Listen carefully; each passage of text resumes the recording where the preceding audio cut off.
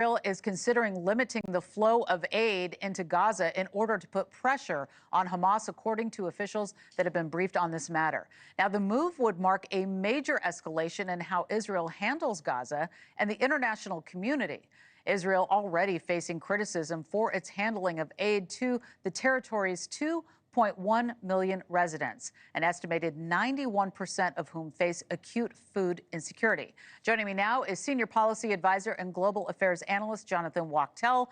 Jonathan, Israel is considering limiting the flow of this humanitarian aid and resources into Gaza. I mean, it just sounds so devastating. What is the latest here? It sounds devastating, and then when you take off the layer of the initial hearing what that sounds like, then you understand just how complex this is. Because over the course of this war, Hamas has managed to control a lot of the aid that has come into the Gaza Strip, which has meant that their fighters have been fed.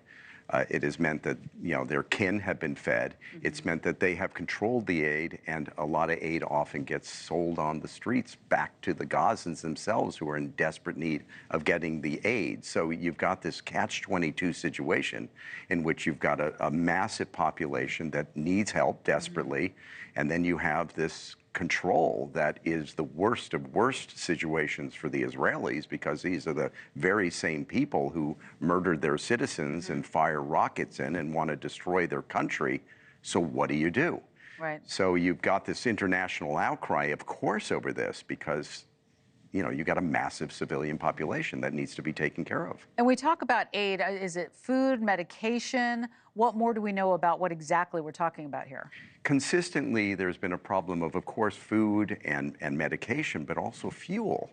One of the problems also is that the Gaza Strip, over the years, through the development and construction, a lot of the cement that went in that you would think would be for housing was taken by Hamas to build those intricate tunnels. And the electronics and other things that should be going into civilian uses were commandeered and used by Hamas to build the military infrastructure that we've seen play out on our TV screens in a war. Yeah, we keep seeing these images over and over again, and that's a really great point about the fuel.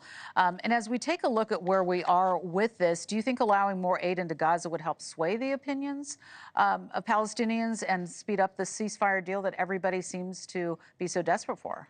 Throwing aid at a situation like this is essential. Of course, you don't want people starving. You've got to take care of the civilian population. There's just no way around it. As distasteful as that is to an Israeli citizen who's lost a loved one or has to go into shelters because rockets are raining down on their cities, it's the last thing. Your impulse is, I don't want to help these people. Sure. This is disgusting. But at the same time, these are people, and they have to live side by side with your country. And at some point, there needs to be peace and an accommodation of each other's sides. The problem is Hamas does not recognize the state of Israel. Even worse, it wants to destroy the state of Israel. So there's no place to go as long as Hamas is ruling the Strip. So the Israelis look at this. If you're providing this aid to Hamas, you're giving them the lifeline to continue this conflict. And Hamas has vowed to pull off October 7th over and over again. So here we are. Yeah. Secretary of State Antony Blinken sat down with a New York Times reporter to discuss his tenure in office, and Blinken said this about humanitarian aid. We want to listen. When it comes, for example, to the provision of humanitarian assistance, we've found periods of time where, no, we didn't think they were doing enough. And this is exactly why, most recently with Secretary Austin, we pressed them very hard to take actions that would ensure that more assistance got to people. So do you agree? I mean, how much should the U.S. be involved in this?